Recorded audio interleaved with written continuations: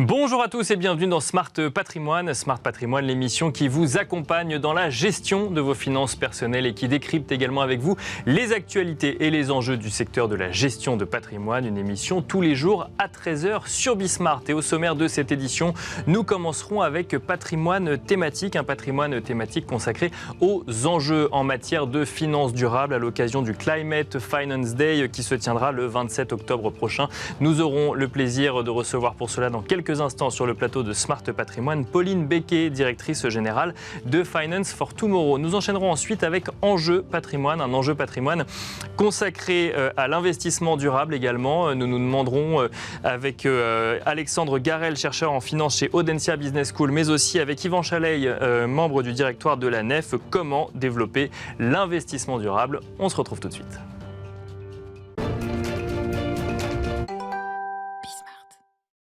Bienvenue dans Patrimoine thématique. Le 27 octobre prochain se tiendra le Climate Finance Day au Palais Brongniart à Paris, une journée dédiée aux enjeux de finances durables et à la transition du secteur financier.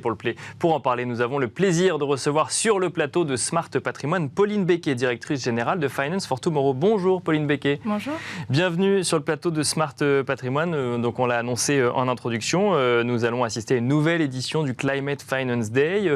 Quels sont les enjeux qui ont été retenus pour cette journée dédiée à la finance durable en 2022, Pauline Becquet? Alors, c'est la 8e édition cette année du Climate Finance Day et la thématique sera Financial Solutions for Sustainable Future. L'idée, c'est vraiment de se dire, voilà, on est en 2022, on est à mi-chemin entre les objectifs pris en 2015 et 2030 où on doit atteindre un certain nombre d'objectifs climatiques et les objectifs du développement durable. Donc, on en est où ? Et c'est vraiment de faire à la fois un bilan de là où on en est et donc le constat qu'il faut accélérer. On le sait, on n'aura pas besoin de cet événement pour savoir qu'il faut accélérer. Ouais. Mais aussi, du coup, de mettre en avant les solutions qui vont permettre justement cette accélération, qui peuvent passer à l'échelle et qui peuvent vraiment être game-changing en fait, pour favoriser à la fois l'atténuation et l'adaptation au changement climatique. Donc, sans dévoiler tout ce qu'on va pouvoir voir dans le Climate Finance Day, il existe des solutions aujourd'hui pour accélérer ? Alors, en tout cas, les acteurs cherchent à développer des solutions et il y a des innovations qui existent et qui se mettent en place.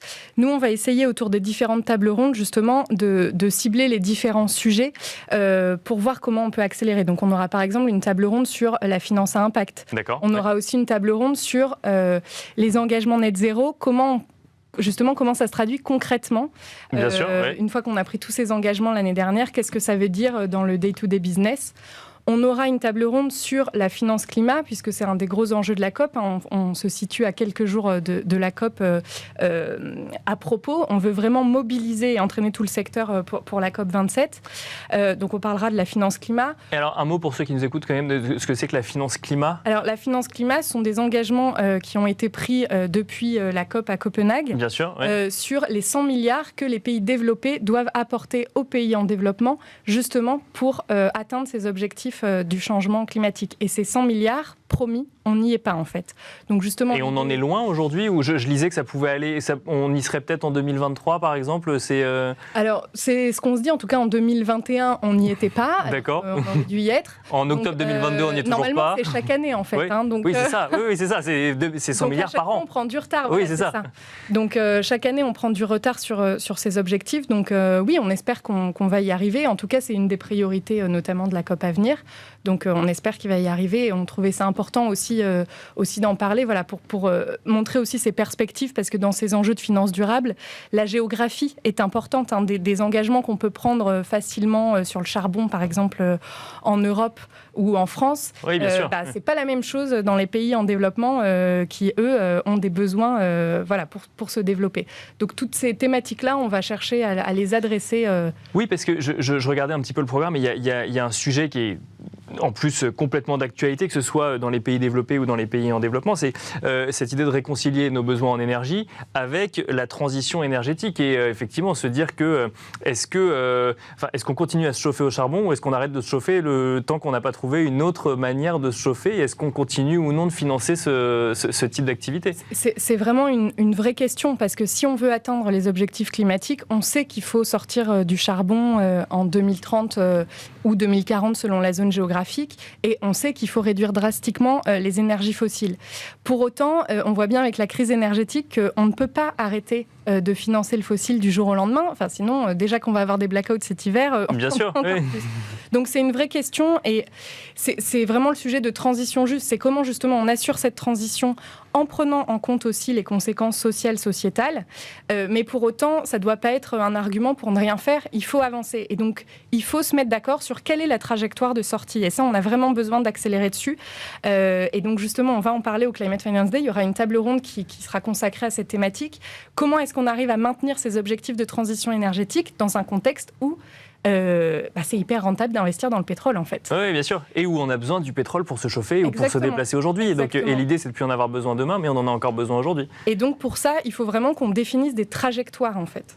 Et qu'on ne regarde pas juste au jour le jour, mais qu'on soit clair sur là où on veut arriver à l'avenir et dans un avenir assez proche. Et alors justement, si on se pose la question de la trajectoire ou de comment développer ou encore plus ou accélérer sur le sujet, est-ce que la réglementation peut venir aider parce qu'on aurait figé finalement une trajectoire, la réglementation figerait la trajectoire pour le secteur financier ?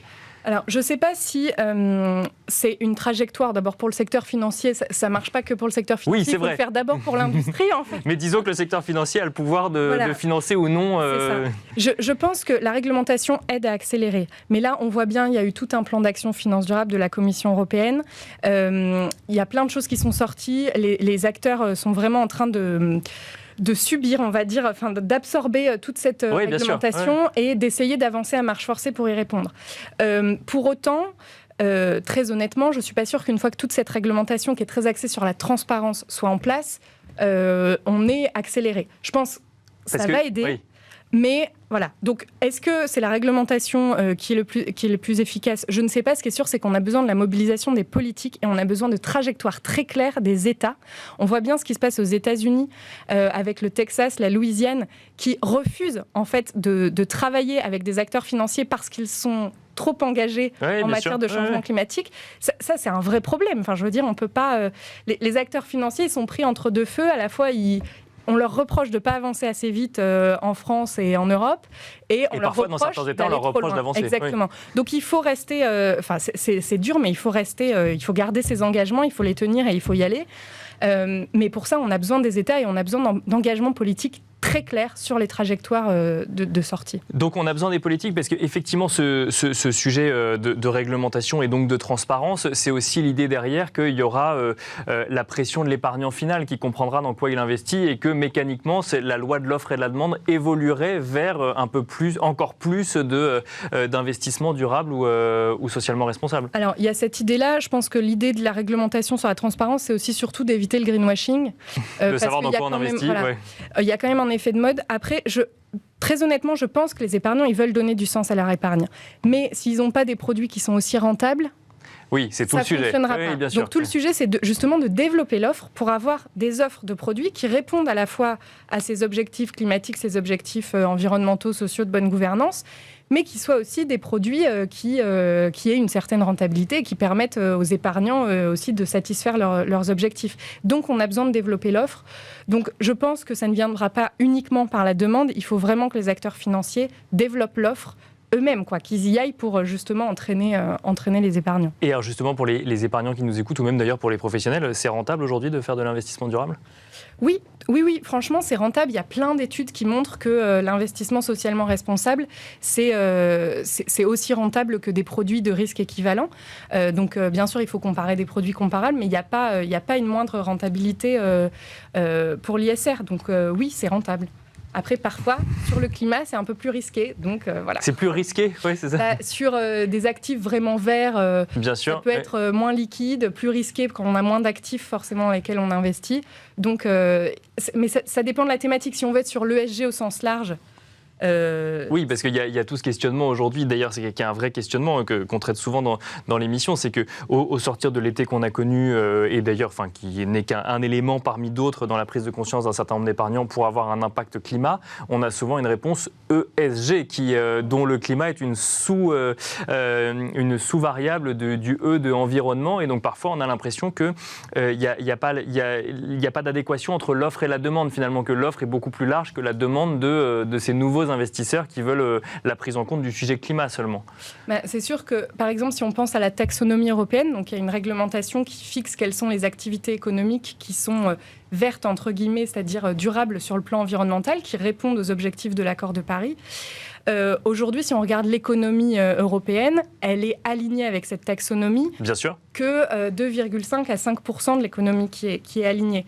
Donc, mécaniquement... Et encore, il y a eu beaucoup de débats sur la taxonomie en elle-même pour qu'il y ait ces 2,5% qui soient alignés. Et puis, par ailleurs, je modère en disant qu'elle n'est pas terminée, la taxonomie. Donc, forcément, comme on n'a pas toutes les activités ni tous les objectifs qui sont déterminés, ça va forcément augmenter. Mais enfin, aujourd'hui, le fait est que l'économie n'est pas alignée. Donc, si on veut investir non pas dans la transition, mais vraiment dans des choses qui sont déjà alignées, forcément, l'offre, elle est réduite. Donc, ce qui est important aujourd'hui, c'est de changer nos modèles économiques, de changer l'économie réelle et donc d'investir dans la transition. Et c'est ça qui va être clé vraiment dans les années à venir. C'est comment on investit dans les acteurs qui, aujourd'hui, n'ont pas d'activité alignée, mais justement, il faut qu'ils transforment très rapidement leur business model. Alors, c'est justement une des questions du moment, et qui anime, je pense, tout acteur qui travaille de près ou de loin en finance durable ou qui s'intéresse à ces sujets-là. C'est qu'est-ce qu'on fait avec ceux qui polluaient hier, qui polluent encore aujourd'hui et qui, demain, s'engagent à moins polluer. Est-ce qu'on finance? Est-ce qu'on accompagne la transition? Est-ce qu'on en sort?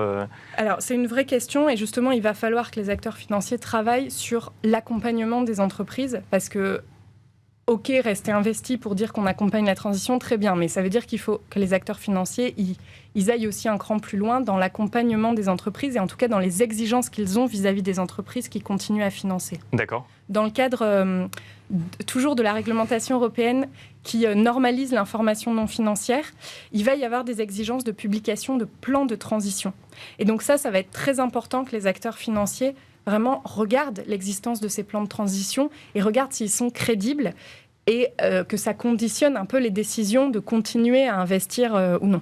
D'accord, donc c'est donc de regarder si les plans sont crédibles et j'imagine de les suivre année après année. Exactement. Quand même. Et ça veut dire que si jamais les plans ne sont pas suivis, ça impliquerait des désinvestissements potentiels En tout cas, oui. Faire de l'engagement, ça n'a du sens que si, in fine, on prend une décision de sortie. Alors après, à chaque acteur de définir son horizon de temps. Mais effectivement, si on demande quelque chose à l'entreprise, si on lui pose des conditions et qu'on juge que son plan n'est pas crédible et que... Alors après, il faut voir, il peut y avoir... on peut ne pas atteindre les objectifs parce que le contexte fait qu'il y a des explications. Donc il ne faut pas appliquer bêtement, sortir bêtement des entreprises. Mais oui, il faut qu'in fine, on puisse sortir de ces acteurs si, en tout cas, ils n'ont pas mis les moyens pour essayer d'atteindre leurs objectifs. Je rappelle donc que se tiendra le 27 octobre prochain, Pauline Becquet, la 8e édition du Climate Finance Day. Vous avez évoqué le sujet d'accélération. À la 8e édition, vous constatez quand même que depuis la première édition, il y a eu une accélération du secteur financier sur le sujet?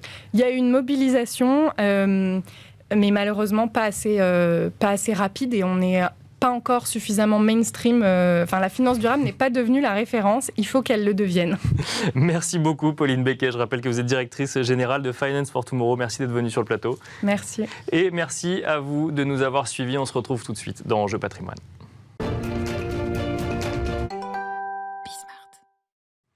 Et nous enchaînons à présent avec Enjeu Patrimoine, un Enjeu Patrimoine où nous vous proposons la rediffusion d'une émission consacrée, elle aussi, à la finance durable, où nous recevions il y a quelques jours Alexandre Garel, chercheur en finance chez Audencia Business School, mais aussi Yvan Chaleil, membre du directoire de la NEF. On se demandait ensemble sur le plateau comment développer l'investissement durable. Et d'ailleurs, Yvan Chaleil commençait par nous rappeler le fonctionnement de la NEF et son concept de banque éthique. Ça fait 35 ans qu'on fait ce qu'on pourrait appeler de la vraie intermédiation bancaire ou de la banque à l'ancienne, c'est-à-dire qu'on collecte de l'épargne auprès des citoyens, majoritairement les particuliers. Et avec cette épargne, on finance directement par du crédit des projets, sauf que la petite différence, mais qui est énorme au niveau de la NEF, elle est de deux ordres. La première, c'est qu'on le fait en toute transparence. D'accord, on va y revenir sur le sujet de transparence. Voilà, ouais. Chaque épargnant sait ce qui est fait de son argent. Et la deuxième, c'est l'exclusivité des financements, c'est-à-dire que nous n'accordons des crédits qu'à des entreprises ou des collectivités ou des porteurs de projets qui financent, qui veulent une plus-value sociale ou environnementale ou culturelle dans leurs projets, et donc qui sont porteurs d'un sens et qu'on veut voir pour la société. Et vous ne financez que ça? On ne finance que ça. Vous êtes donc la personne toute indiquée pour nous expliquer comment développer l'investissement durable, parce que j'ai sous les yeux un sondage qui a été réalisé par Ipsos, donc pour le forum,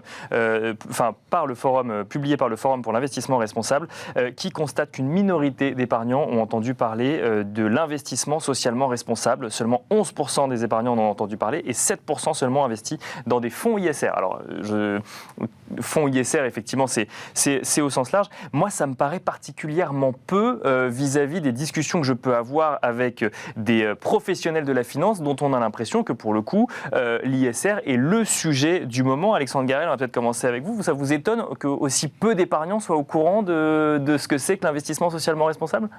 Oui, ça m'étonne. Il faudrait voir les mots utilisés, puisque peut-être si on parle de fonds verts, ça serait plus évocateur qu'un fonds socialement responsable. D'accord.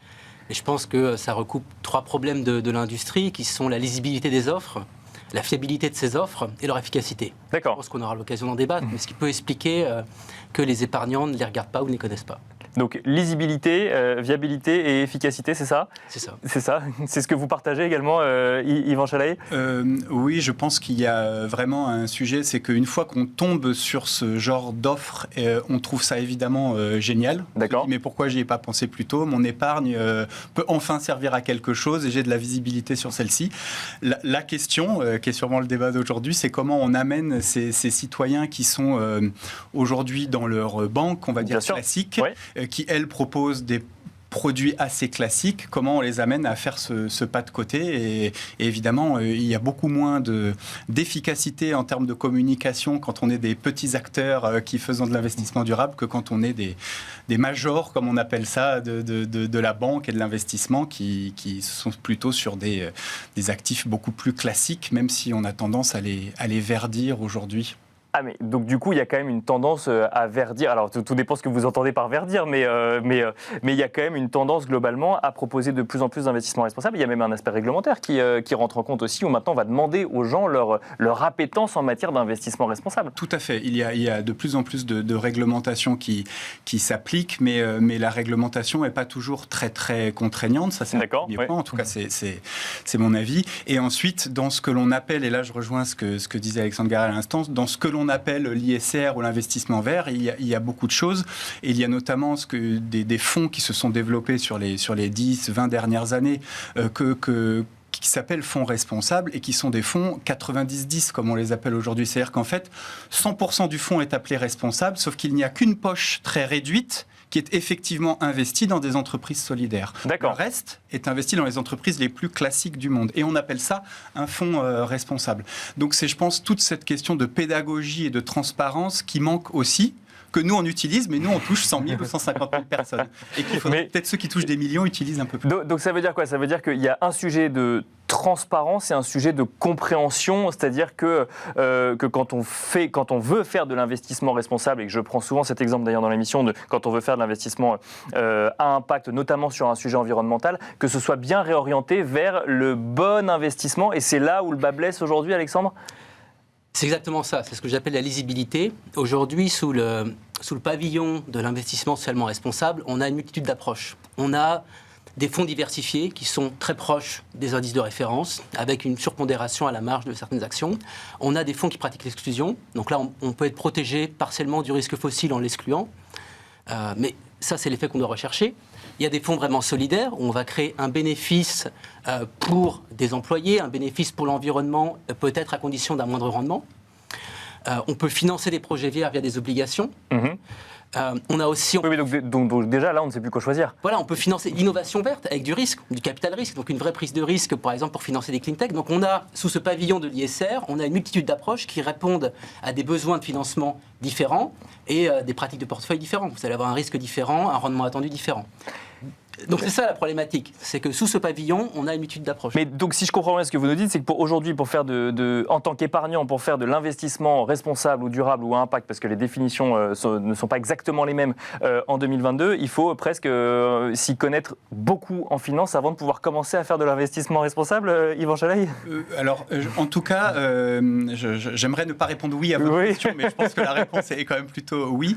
Mais par contre, c'est vraiment le rôle de chacun d'être vraiment dans cette notion de pédagogie pédagogie, parce qu'avec un minimum de pédagogie, en expliquant que la finance, elle n'est pas réservée qu'à un microcosme de personnes connaissant les anglicismes et les choses comme ça, à partir du moment où on essaye de démocratiser ça, on rend beaucoup plus compréhensible ces différentes approches.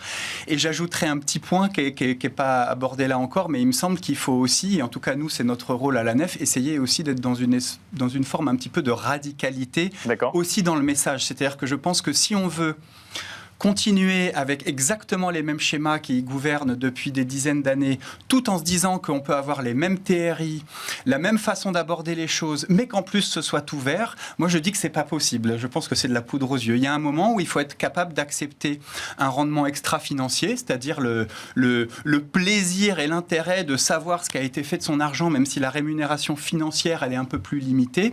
Il faut être capable d'accepter ça. Et ici on accepte ça, du coup ça ouvre beaucoup de portes en fait. Voilà. Mais je pense qu'aujourd'hui on est un petit peu bloqué parce que c'est plutôt les acteurs classiques qui nous mettent un petit peu de verre, donc c'est ce qu'on appelle le greenwashing aujourd'hui quand même pour beaucoup, en tout cas c'est mon avis, et qui font passer ça pour l'investissement vert et qui promettent quand même 8, 10, 12 ou 15% de TRI. Mais ça veut dire, justement je rebondis sur le sujet de la performance, ça veut dire que ce que vous nous dites c'est que dès qu'on a de la performance c'est du greenwashing ? Non, pas forcément. Ce que je dis, c'est qu'aujourd'hui, il y a beaucoup de choses qui sont mêlées et qu'on peint en vert, même s'il y a très peu de vert. Par contre, ce que je peux dire... vous appeliez les 90-10, par exemple. D'accord. Par exemple. Mais si vous épargnez dans une banque éthique telle que la Nef, la rémunération de quelques centimes, c'est pas ça qui vous rendra riche. Mais aujourd'hui, avec l'inflation, de toute façon, c'est pas non plus avec votre livret A ou autre chose que ça vous rendra riche. Mais par contre, sur les dernières années, moi, j'ai vu quand même passer beaucoup de projets, verts ou moins verts, où on promettait des TRI très importants, alors même que l'inflation et les taux d'intérêt étaient quasiment à zéro. Et je dis que là, il y avait quelque chose qui ne fonctionne pas. Non, mais c'est intéressant, Alexandre Garel. Avoir de la performance sur un investissement, alors moi je dis durable ou à impact parce qu'effectivement il n'y a pas que vert, parce que vert ça sous-entend que c'est climatique ou environnement, mais c'est de la poudre aux yeux comme le dit Yvan Chaleil.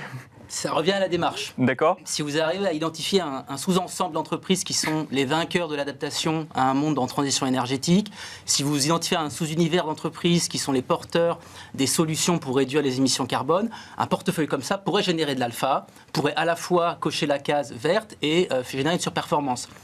Maintenant, si votre portefeuille vert vous rapporte exactement l'indice de marché, c'est sûrement qu'il est très très proche au niveau pondération de l'indice de marché. D'accord. Et c'est sûrement qu'il ne va pas y avoir une grande différence en termes de création de valeur extra-financière. Parce que ce n'est pas parce que vous prenez les meilleurs élèves de la classe dans votre portefeuille que vous allez transformer les mauvais élèves. C'est deux démarches tout à fait différentes.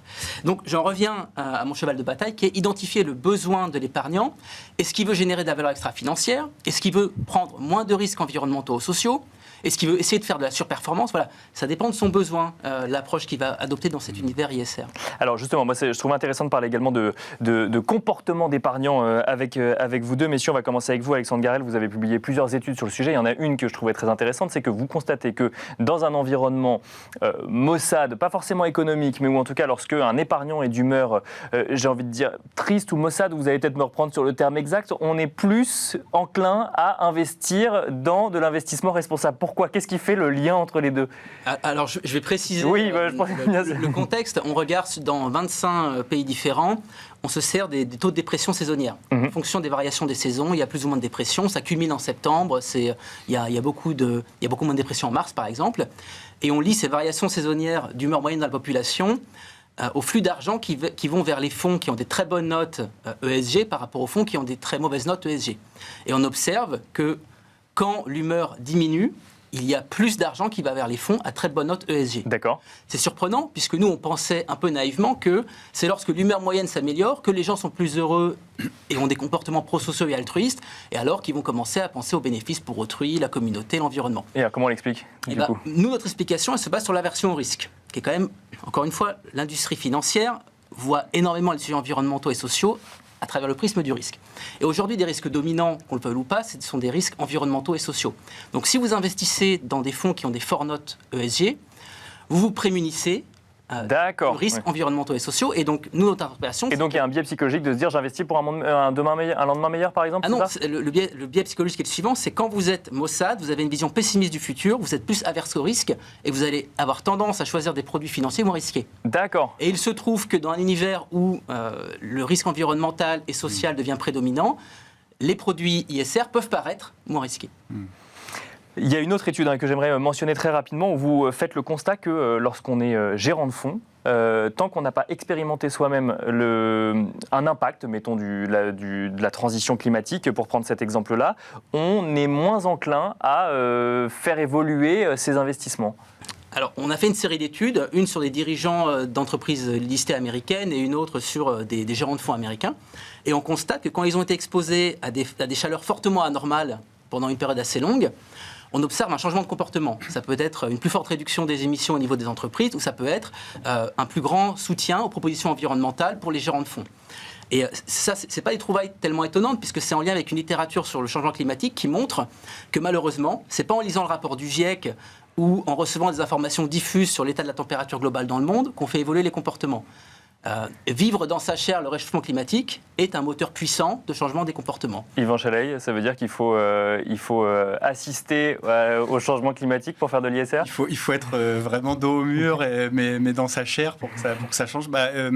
J'allais dire, nous, on a une petite chance dans ce petit milieu, mais qui fait peut-être que quelques centaines de milliers ou un million de personnes qui sont engagées, c'est-à-dire qu'ils n'ont pas attendu justement d'être les incendies de l'été ou des choses comme ça pour vouloir changer le monde ou pour penser en tout cas que le monde doit changer ou être en transition.